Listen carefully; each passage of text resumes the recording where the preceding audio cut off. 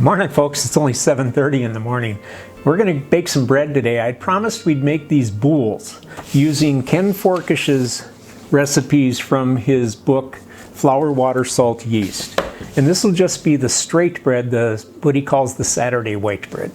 This isn't the bread we generally make. We usually make the one with a boules, which is a pre-ferment that we mix up overnight, and if I have time I'll do that later. But I just wanted to get at least this one out because spring's coming, and once spring arrives and once we start moving out to the garden, I'm not going to be in the kitchen baking bread. That's kind of a winter deal for us.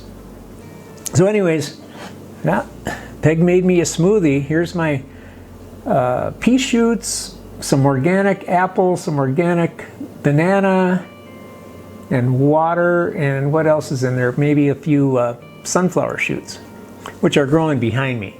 Now, my son cautioned me about making these videos with the grow lights behind. He said it looks kind of red. It looks like I'm I don't know, pot grower or something. But no, rest assured, we're not. Anyways, this is 1,000 grams of all-purpose unbleached flour that I weighed out already. And if you've watched the video I did on the harvest bread, you know that this tub, it's a 40 cup Rubbermaid tub that is ideal for baking bread as far as I'm concerned. And I looked, they're about 12 bucks.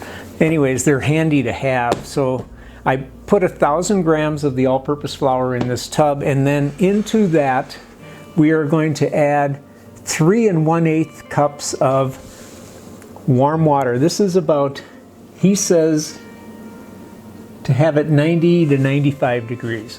So a stem thermometer is handy. I've done this so many times I just feel it.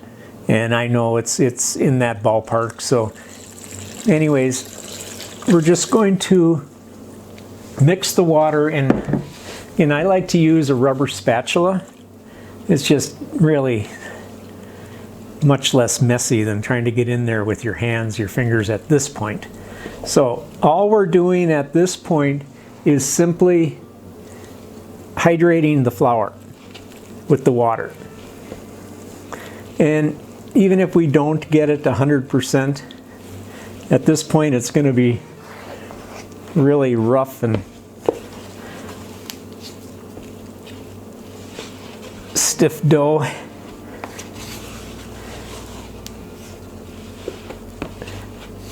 But all we're doing at this point is making what they call, we're calling this an autolyse. Now when you lyse a cell, you rupture a cell.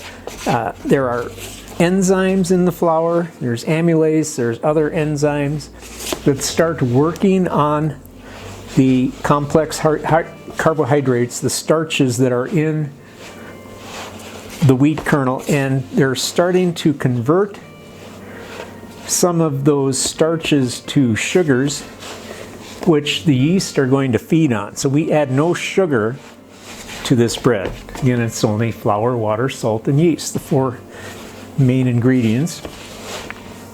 So we mixed up our dough like this, and we're just going to cover this and let it sit for half an hour. It's been 30 minutes, so we are going to next take 1 tablespoon plus a scant teaspoon of sea salt. Now, Ken recommends that we weigh it out in grams. It's 21 grams of salt. I don't trust my scale. It's a good scale, decent scale, but to measure down to grams I don't quite trust it for that. So I just do the measurement. I've never had an issue with it. A tablespoon plus a scant teaspoon of sea salt. Just sprinkle over the top.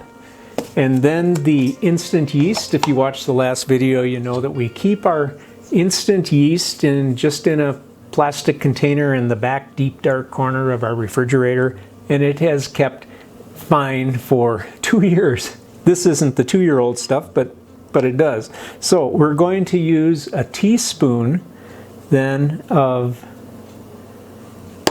our instant yeast. And then I'll zoom in here and show you what we do next. Okay, so we're doing kind of our aerial shot here again. So as with the harvest bread that we made, I'm just keeping a container here with some warm water to dip my hands in. And the yeast and salt is just spread on top so far.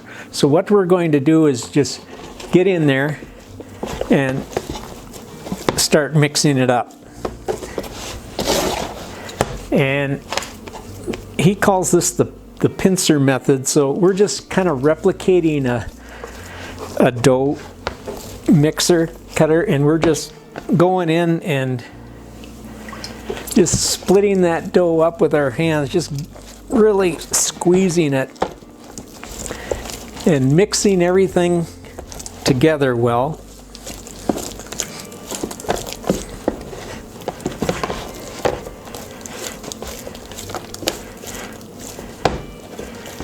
Just dip your hands into the water as you need it.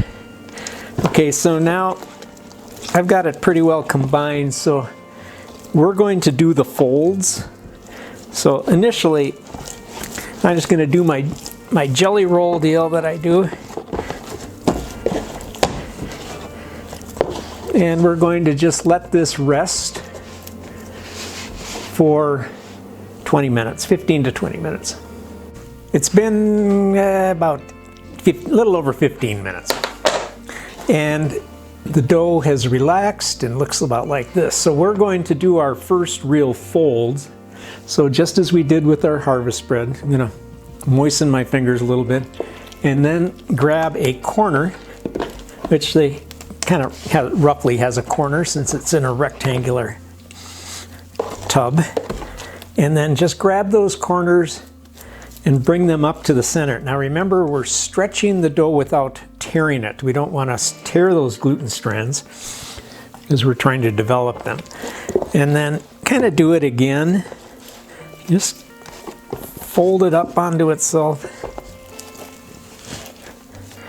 And then what I like to do, and this isn't something that Ken, I don't think, does or recommends, but he does his mixing in a round tub, which makes things a little different. So I just do my little jelly roll then, and I have my loaf sitting here, and we're just going to let this rest and relax for another 15 to 20 minutes.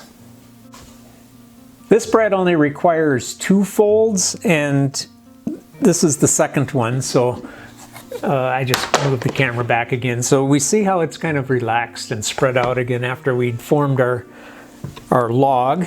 So again, we're just going to take those corners and fold them up towards the center. Dampen my hands here just a little bit. And I'm going to do my old jelly roll again.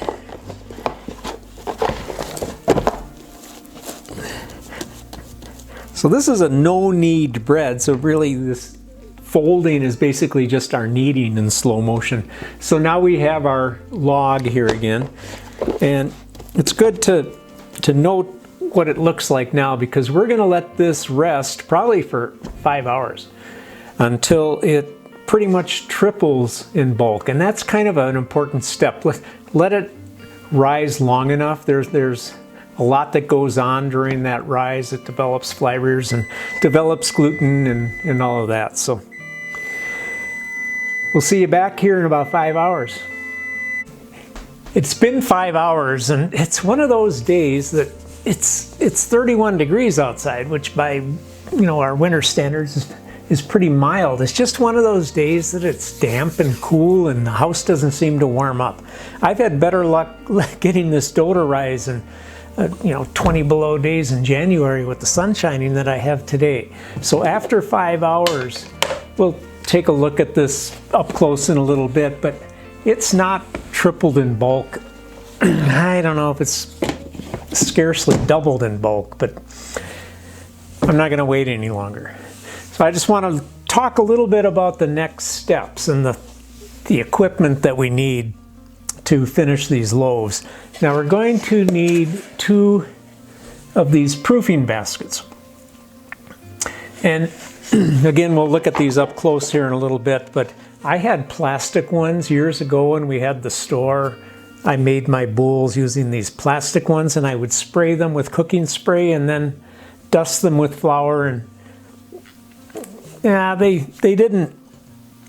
worked okay, but things kind of stuck and they didn't develop that nice pattern that you get with these. These are rattan. These are inexpensive ones. They're not the willow, nice quality willow ones you'd get from a baking supply store. I got these online. They're about $9 a piece. Come from China, of course. But they're serviceable. They work okay. 9-inch. You need 2 of them if you're going to bake 2 loaves. What you also need 2 of if you're baking both loaves are 2 4-quart or 5-quart Dutch ovens, cast iron Dutch ovens. Now that's an expense. So, you know, we bought this one online and then realized that we can get them locally. So I got this one at the, the local Walmart, and at that time they were like $35 a piece. They've gotten a little more. They're probably in that $40 range, but they're Lodge brand. They're made in the USA, made by an American company that wants to keep making its products in America and supplying good quality products to us and a living wage to people that make them. So I say buy them. You can get these for 25 bucks a piece at our local Menards store, made in China. Probably not the quality. So, it comes down to that question again about buying a piece of equipment that will be serviceable for hundreds and hundreds of meals. A good quality piece of equipment. Basically, the 2 of these would be like one fancy night out at a restaurant, which you hardly think twice about, but we think twice about buying something good that's going to give us all this wonderful food. I would think, well, certainly from all the loaves of bread I've made, all the boules, we have paid for these 2 Dutch ovens and had the best bread that you can't even really buy locally of this quality. So let's get going here. So for this, I'm going to go back to our aerial shot here. Now this is our dough, which has risen, but not nearly as well as it should. So I'm going to I have a half a cup of flour here, roughly half a cup. I'm going to take and put some into one of these proofing baskets and just kind of turn it around. Now we want more flour in these things than you think we should, because dough will stick to these less expensive ones, and if you flour them up really good, they'll be fine. But you want to use plenty of flour. That's a pretty important step with this. So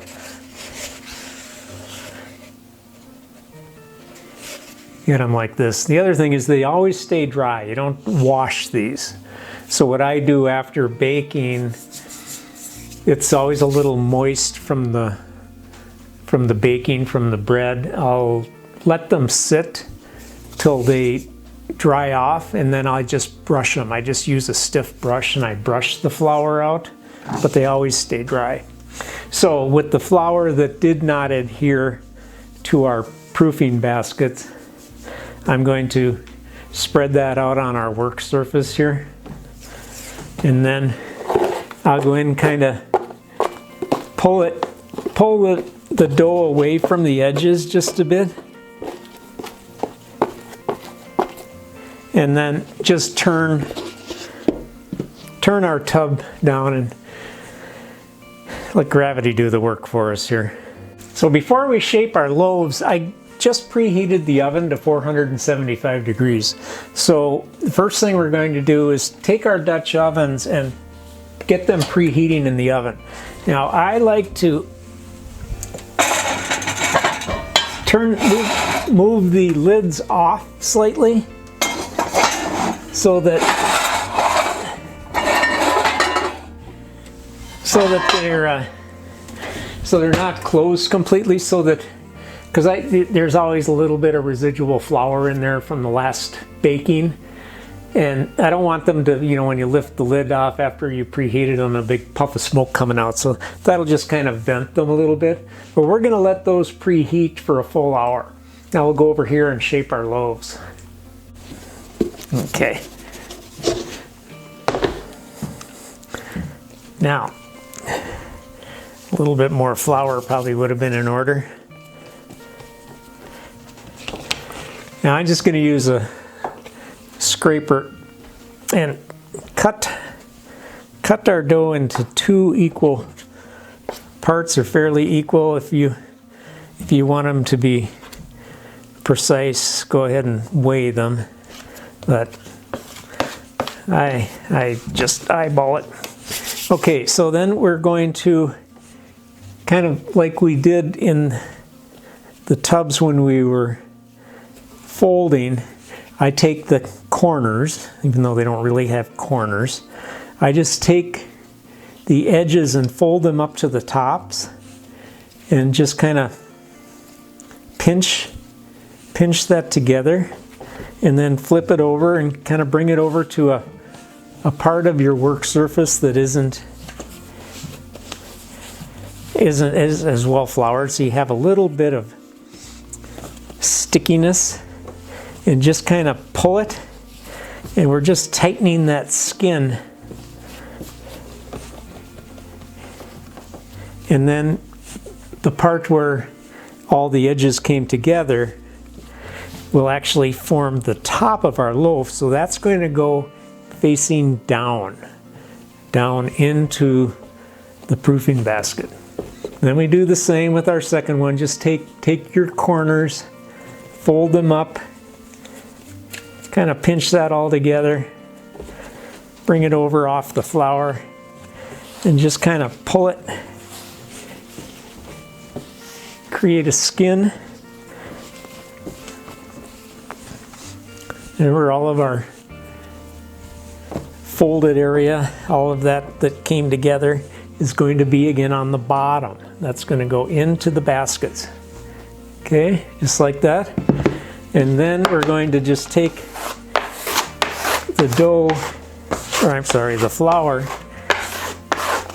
that was remaining, and sprinkle it kind of around the edges, and then a bit on the top, so that as it rises, they're not going to stick to the basket. So we'll throw a cover over these. I just use a towel, and we'll let those rise for about an hour. Now, if you don't want to bake 2 loaves of bread, you don't want to invest in 2 proofing baskets or 2 Dutch ovens, you can do what Ken Forkish says and just bake 1 loaf, and then take the other one and put it in wrap it in plastic wrap or plastic bag, and store it in the refrigerator for 2 to 3 days, and then you can use that. You can bake it in a couple days as another loaf of bread. You can cut it in half, make a couple nice pizzas with it, or you can make a focaccia, which is if you're having company over and you want a special treat, to just pat one of those out into a sheet pan and coat it with olive oil and bake it for 12 to 15 minutes at about 475, 500 degrees. Top it with some herbs and sea salt or something. That's a special treat. But we're going to make 2 loaves, so let's come back in an hour.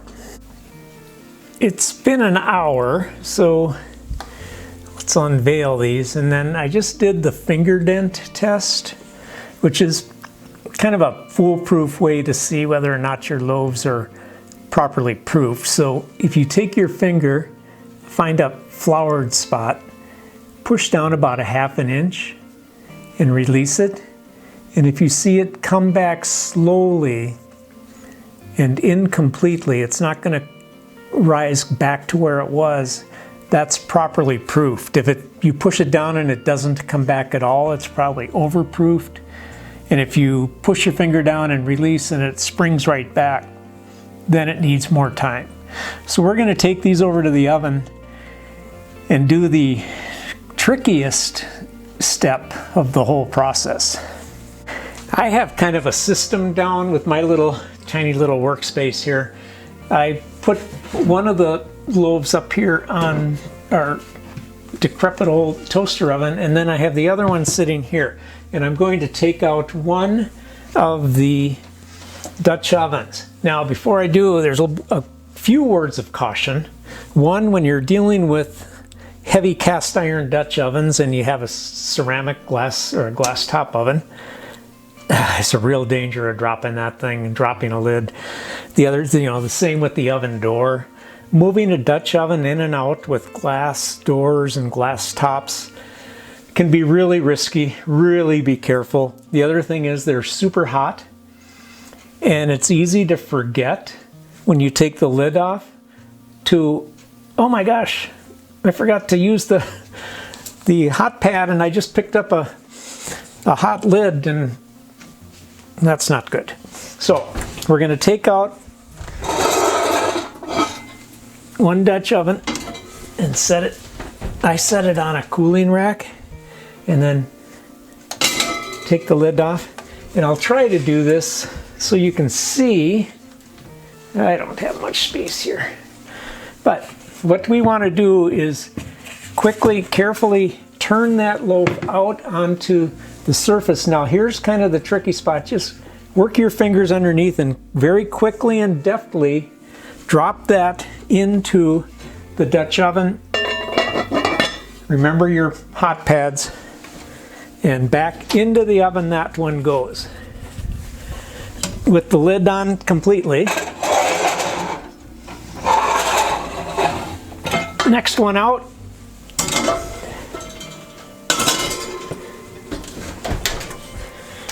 Okay, next loaf, turn it out quickly. Lift, drop in. That's where being well floured, this comes in handy. Into the oven. Two of them side by side. Set the timer for 30 minutes.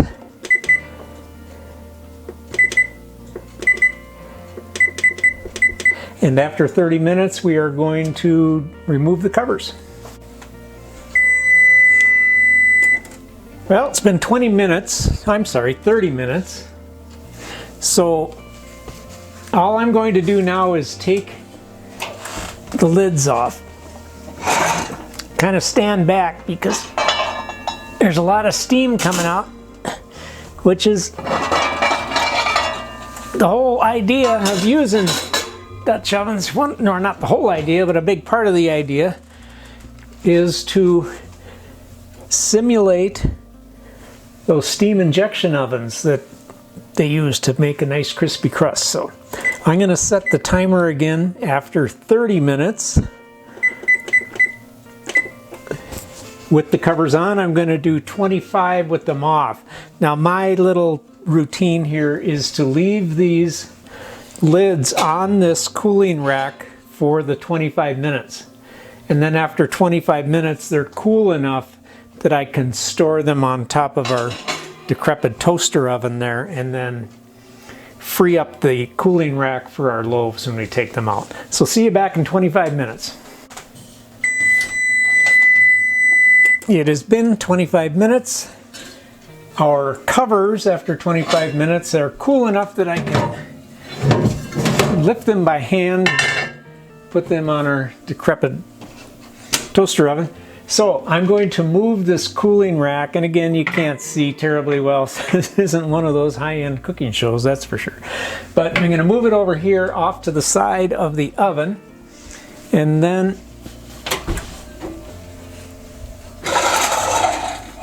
take them out. Remember, be really careful. Cast iron Dutch ovens and glass top ovens don't go well together all the time. So here's one. I'm gonna flip it back over. Dump out the other one. Carefully let that sit there, and I'm gonna just let those sit there for as long as it takes for them to cool. And I'll move these loaves over here so we can get a better look at them. Yeah, these honestly are about the best tasting loaves. Well, the ones with the overnight poolish, the pre-ferment are better tasting, but these are pretty darn good. And then of course the levain, the sourdough type breads are even better, but I don't have the patience or the, I guess, ambition to do those. These are pretty darn good, and they're so much less work.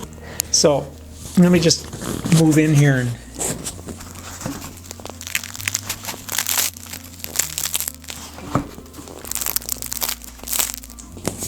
you can hear them snap, crackling, and popping as they cool.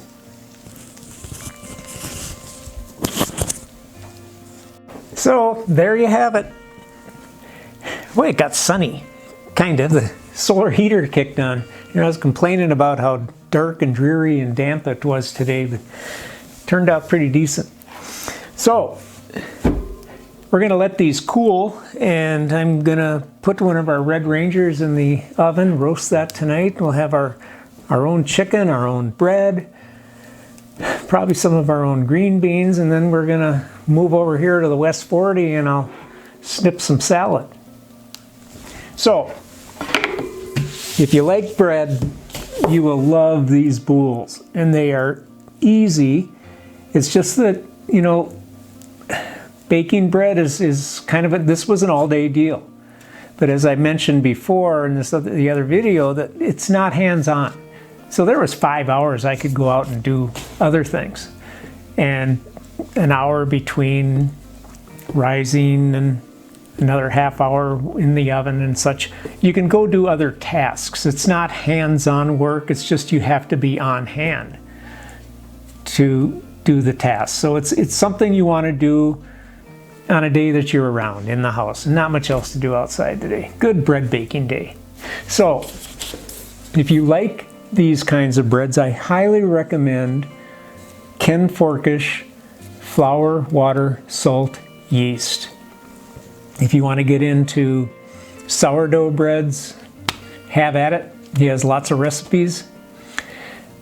I find that dabbling I've done in it, I'm being a frugal guy, you end up throwing so much out. It's just goes against my grain. And I don't bake enough bread. That's the thing. If you do bake on a regular basis and are putting it out on a weekly at least, or a couple times a week, then I say, yeah, go for it. But this is so easy, and it is so good. So until next time, is Mark with Backwood Basics, and let's break bread together.